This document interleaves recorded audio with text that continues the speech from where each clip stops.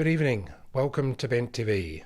We start with Mark and his guests from Vic Leather discussing the community integrity and their personal awakening into the leather community. And then in Staying Alive, David, Leanne, Greg and Gordon discuss are governments doing enough for our communities. And then we finish tonight with Seahorse President Greer speaking with Brenda Appleton.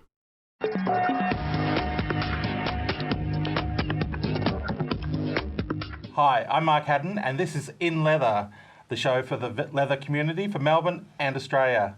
And today I've got with me in the studio the Vice President of Vic Leather, Andrew Lovett. Hi Andrew. Hey Mark. And I've got Steve O'Leary. Hello Steve, how are you going? I'm very good, thank you. How are you? I'm good. Today we're going to be talking about, I'm going to make it more personal today, and I want to find out how you guys got into leather and what it means to you. So Steve, what was your leather awakening? I had to think back about that because it was a very long time ago. I just happened to see somebody who was wearing leather one day and I kind of quite liked it and thought it was very sexy and kind of had this fantasy about men in leather, vests and chaps and things like that. And when I saved enough money, went out and bought my first harness and this particular vest that I've got on, and I probably got them about 30 years ago. Well, so it's been quite a long time. It's been a long time. I don't have an extensive collection of leather, but I have my, my favourite pieces, and I sort of wear them as much as I can. I like wearing leather. I think they're a really nice thing to wear. They can be cool and also warm, depending on the time of year. Very comfortable, and of course, with all sort of natural products, they sort of mould to your body and fit very nicely. What about you, Andrew? How did you get into the leather community? I started by meeting a very nice guy about 10 years ago, and he introduced me to a couple of his friends who were part of the leather scene here in Melbourne. And just over a dinner party, they all encouraged me to come. They said we should bring you out to a Beyond, which is a leather party we had here in Melbourne, which ran for about 13 years. And my response was, "Beyond what?" And they all giggled and laughed and had a bit of a joke. And then they explained, well, it's a leather party and it's 95% guys, about 5% girls, but great music, great people, great atmosphere, a lot of fun. And I said, oh, I don't own any leather. And the friend Neil, who it was his dinner party, said, oh, we can fix that. We can. So a week before the party, Neil took me leather shopping. Oh, wow. So we went along to Eagle Leather and tried on a bunch of things and ended up coming out with a pair of chaps, which was my very first leather item. And we went along to Beyond, and from there it was a very slippery slope. I've met some of the most warmest, kindest, amazing people in the leather scene. So that's how I got my start, and that's kind of what's kept me kind of involved in the leather scene, really. Yeah. Now, we do talk about the word community a lot with leather and a lot of the gay communities. But so with the leather community, Steve, what's your feeling about the leather community of today and how you fit into it? Is it a nice cohesive community, or how would you describe it? It is a nice cohesive community. I was talking to a friend over the weekend who has now retired from his work and he's living up in the country. And he was saying, oh, I used to go to the Laird, I used to be a DJ there all the time, we used to do all the leather parties. He said, if I walked in there now, I probably wouldn't recognise anyone. And I think he's quite right, because there's now a lot more people going to the Laird who are of the younger generation, who like leather and like sort of the masculine men. But there's also like another group of younger guys who are now starting to buy and wear leather and go out to leather parties. There's quite a large group that go off to some of the non-leather parties, but they go wearing their leather. And I think they quite enjoy the whole sort of feel and look of it as well. It certainly has increased the number of people at the Laird. And I think they're the next leather group that will be hanging around the Laird in the next 20, 30 years. Where the other ones have decided to move to the country. Well, I think like most gay communities, people, you pair off and you get settled, and Indeed. a lot of people's dream is to move to the country, I suppose. But in terms of the leather community and the values of the leather community, Andrew. What's some of the values of the leather community that you were drawn to? Sure. There are two major kind of acronyms really when it comes to the leather values, which are HARD and HILT. HARD being honesty, accountability, responsibility, and duty. So those are four principles or four values really that kind of hit home to me quite hard. HILT is, again, honesty, integrity, loyalty, and trust. So that's what kind of attracted me, I suppose, to the leather scene when I first kind of started exploring, is that the people that I was meeting all had, you know, they all lived their lives by these values. The gay scene that I was exposed to prior to that had been a little bit, you know, there was a little bit of attitude, a little bit of, and so for me as a younger gay man, it was really nice and refreshing to meet some people who were all about, you know, they were honest, they were, you know, all lovely people who, no attitude is a big thing that I associate with the leather scene we have here in Melbourne, is that our leather brothers and sisters love wearing leather, and as long as that's all that you need is that your love of wearing leather. And so there's, you know, it's very much a no attitude scene. Yeah, and I think that's one of the things that has lately attracted me to the leather community as well, is that the people I'm getting to know really have a strong sense of integrity and honesty about them. And I suppose when you first look at the leather community, it can probably be a little bit daunting almost. You don't really know what you're getting into. Do you find that, Steve, that have people talked to you about it and gone, well, I'd like to know more about it? I've had friends that I've met that we've gone out for a drink for, and I say, oh, let's go to the Lead. Oh, what's that? I've never been there. You say, well, it's a men's only sort of leather bar with bears, and they like the idea of it, but they're kind of frightened about the fact that there's all these men in leather. So they'll wait outside rather than go inside, you know, and wait for you in there. So you walk them in and they go, but where's all the men in leather? It's like, these are all leather men. They're not wearing their leather, but they're leather men. And once people sort of relax and settle down a bit, they'll become more and more comfortable. And my friends now sort of go there on a regular basis. Don't wait outside, they go inside. Yeah, and I think sometimes it's seen as almost an epitome of masculinity.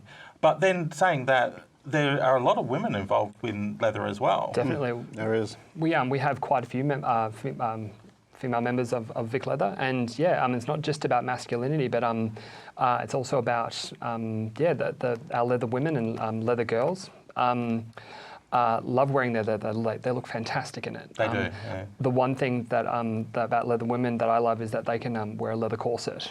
Exactly. And they look amazing. Amazing. Yeah. Well, look, we have run out of time, unfortunately, but thank you, Steve. Thank you, Andrew. Thank you. And this has been In Leather, and we'll see you next time on Bent TV.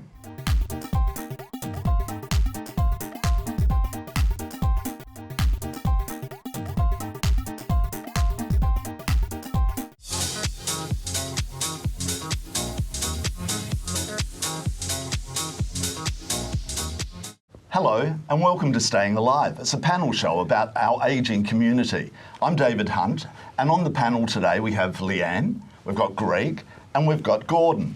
Now these people have got so much experience in so many walks of life. Greg, what do you do?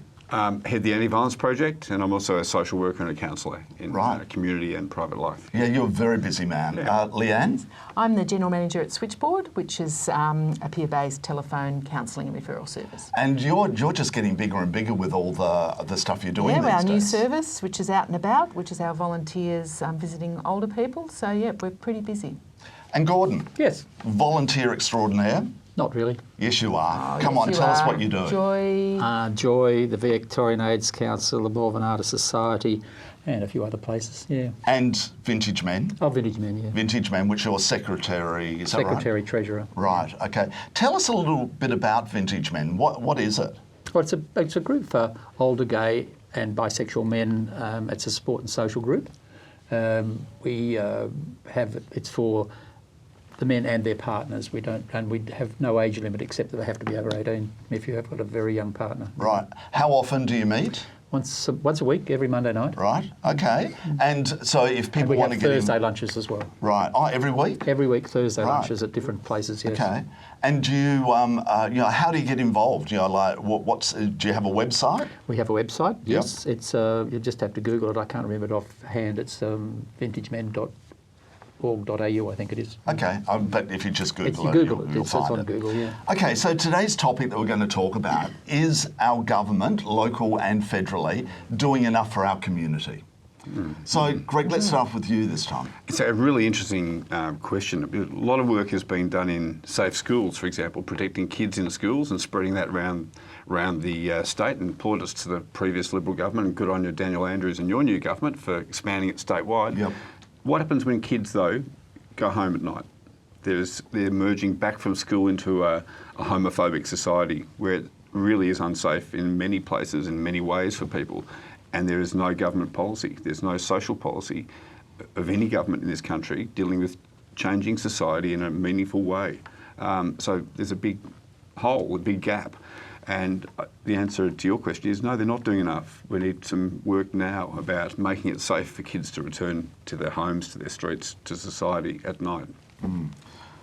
Leanne, your thoughts? Yeah, well, going on from what Greg was just saying, I was giving a presentation at a youth mental health service last week, and it's a mainstream service, and they were saying, well, where, are they specialist LGBTI services, mental health services? And they're not, apart from Drummond Street, Switchboard, which does volunteer counselling, the AIDS Council, which does counselling. There's not really a place, particularly for families, where people can deal with mental health issues, the stress and strains of just being in a family unit, coming out, understanding that sort of stuff. So particularly I think that's a need.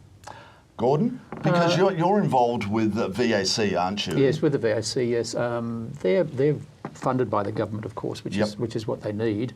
And but there is a problem at the moment with funding, apparently, for some certain parts of their pronto, I think, is one of the things that they're not looking to cutting back on or something or other that I was reading the other day about. And it's a very hard thing to do because the government are basically in a bind. They certainly have a certain amount of money to spend, but they don't seem to be spending it on the right things as far as I'm concerned. They're not spending it to help the actual people that are really needing it. And is that the fault of the organisations within our community that want to take every cent they can get hold of, but they're not actually doing the right thing with that money? Well, it could be. Although most of the gay groups that I've been associated with are doing everything they can to make every penny that they get go as far as it will possibly go. So I don't think that there's that problem. I think when you get the money, you know that you've got it, and you've got to spend it wisely. I think also the way that grant funding's set up is that you're competitive. You're competing with each other. Yes. So there's not really that much in terms of collaboration or across and saying, well, let's share some resources and actually work together and share our expertise to get things done. Plus, it's short-lived. I mean, one of our major projects, it was 2 years. It finishes, the end of this financial year, and you never know until the last minute if it's going to be refunded. Not just short-lived. I mean, I think of Jamie Gardner, one of the elder statesmen of our community. Jamie Gardner's been around for 40 years pushing for rights and a whole range of issues. He says there's a deficit. For 40 years, we've missed out being served by governments. The rest of the community's been served in a range of ways. There's this deficit. They need to overcompensate for that 40-year deficit by putting a huge bucket of funds in dealing with mental health, dealing with a whole range of issues, and to compensate for the lack of work for 30 to 40 years. And until they do that, we can never get over that line and get ahead. Because one of the big things, of course, is gay and lesbian health. Not mental health, but just ordinary health, general health for gay and lesbian people and bisexual and transgender people as well. The whole community. There's not enough money seems to be going into our area for where we would need it. I was at the ageing conference the end of last year, and it was quite interesting the way that they're trying to work out how to make sure that people that go into sort of, say, nursing homes are looked after properly by the staff. And that comes with training. So whether they get the training, it has to take money to train people. You know? There is training going on. There is training going on. That's been a very new thing, and the uptake's not a lot. And now with the government, this current federal government, as you're like saying, okay, if you're fairly well off, we're going to cut any support for you when you're ageing. Now that's all very, like a good idea in one respect, but it is that infrastructure that sometimes you need, and you need that support. Like these two friends of mine, like one that's just died. If it wasn't for that, like having the pension card because she was over 65, to all the treatment that she needed, because she was so sick. So, yeah. I think sometimes too that governments like simple solutions to complex issues. So for a treasurer or whoever, a finance department, to say, let's just change this rule for this, they actually don't think through all the implications of it. And I mean, the classic example is a few years ago when Centrelink was acknowledging same-sex couples. Yep. That had a huge detrimental effect, not only on income, but on the pressures on couples as well. So it wasn't really equality. I think they thought, oh, that sounds good. So. Look, there's so much more we could talk about around this topic, but unfortunately we've run out of time. So thanks for watching, and we've got to thank Greg, Leanne and Gordon. So we'll see you soon on Staying Alive. Thank you for staying with Bent TV. Please visit our website, Twitter, YouTube channel and Facebook to find the different ways you can support Bent TV, provide feedback and become involved in supporting Bent TV. Back after this break.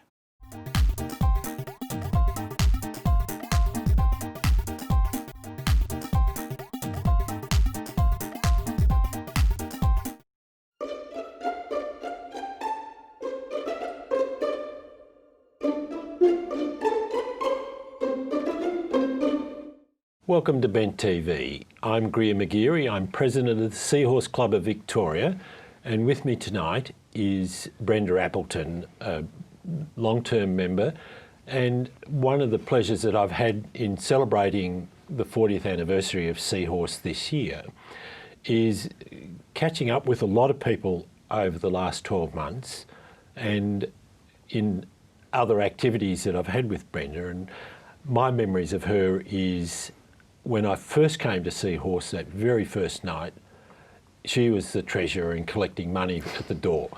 And so welcome, Brenda. I'm Thank you, Greer. Really pleased that you're able to join us tonight.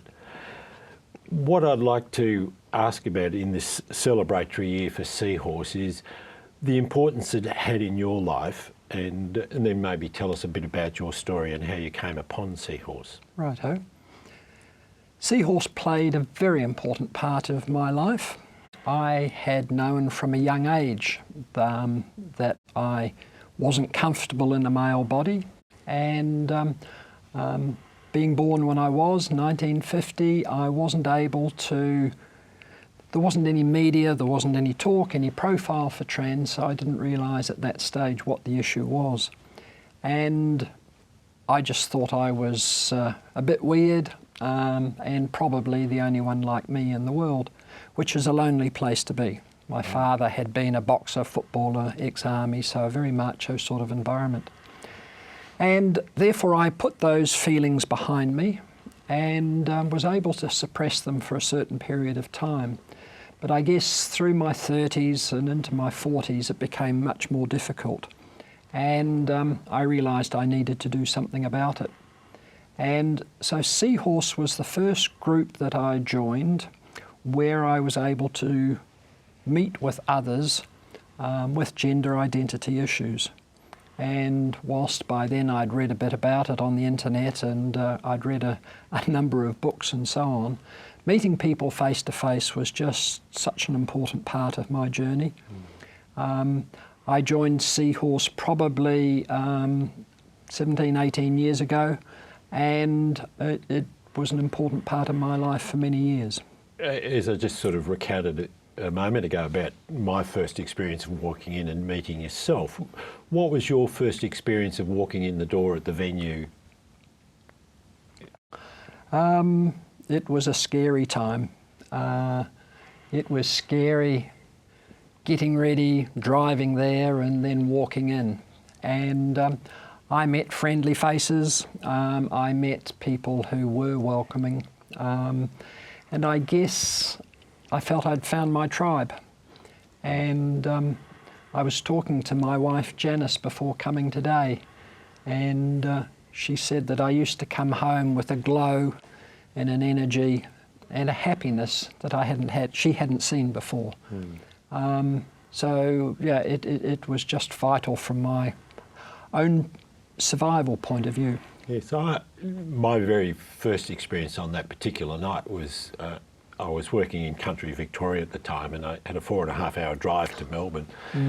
But I was extremely nervous, but as I walked around, and the particular venue had a glass panel door, and I remember looking through that and thinking, there's people in there as badly dressed as I am. And I found that very comforting, because suddenly I had a reality to my feelings. I could see that there were people that had similar physical shape and sizing, and clearly had similar issues that I was dealing with in both a day-to-day and also long-term, just in that one visual observation. And but what do you find were the key elements of Seahorse that really helped you? I guess meeting people who were at a similar stage in life and trying to understand how they might express their gender. I think I enjoyed meeting some of the people who were more progressed on their journey and could learn from them. I used to find the speakers were often very helpful, and I particularly enjoyed the library at that stage, because I was wanting to read more and understand more. And the library, there was a good selection of books in the library, and therefore that was a useful part of my finding out more as well. When you say the useful aspects of Seahorse, such as the library, of course we've in the last 12 months donated that to the State Library of Victoria, because it's becoming a bit impossible for an individual in this day and age to be able to store and maintain it. And so will always be acknowledged. But the late Louise Hadden was responsible for that. So characters such as Louise, who is very open about herself, how did that inspire you? Louise was a great person. I really enjoyed meeting Louise, talking with her. There were many others though as well, so it wasn't just Louise at Seahorse at that stage. There were a lot of different people that I interacted with. And I guess what Seahorse ultimately did, through Seahorse and going out with others, I went to my first restaurant and I broke a lot of new territory. And I think it was those experiences that helped. It gave me the courage and the confidence to be able to do more and more by myself. But to do it in a group to start with was very helpful. Have you found that Seahorse has provided that opportunity to become more involved in the since you've transitioned? Certainly I enjoyed being involved with Seahorse at the time. I was on the committee for many years, and as you've said, I was treasurer for some time. Unfortunately, I've been fairly busy since I transitioned. So I think I've only been back to Seahorse Victoria once or twice since then. But now I'm very heavily involved with Transgender Victoria. I was on the last LGBTI Ministerial Advisory Committee, and I spend a lot of time, I guess, working with and for the community. Well, thank you, Brenda, for sharing your story and the impact that Seahorse has had upon your life and the activities you're participating in that. And of course, in this 40th anniversary year of Seahorse, it's been my pleasure to be president and to have enjoyed seeing people from the past and hopefully people from the future. The 40 years is just gone in a flash from what I gather. So more can be found out about Seahorse on seahorsevic.com.au, and please help us celebrate 40 years of Seahorse. Thanks, Greg. I've really enjoyed it, and let's hope there's another 40 years to come. That's all the time we have for tonight. Thank you for watching. My name is Gavin Henderson. Please visit our website, YouTube channel, Facebook to keep in contact and support Bent TV.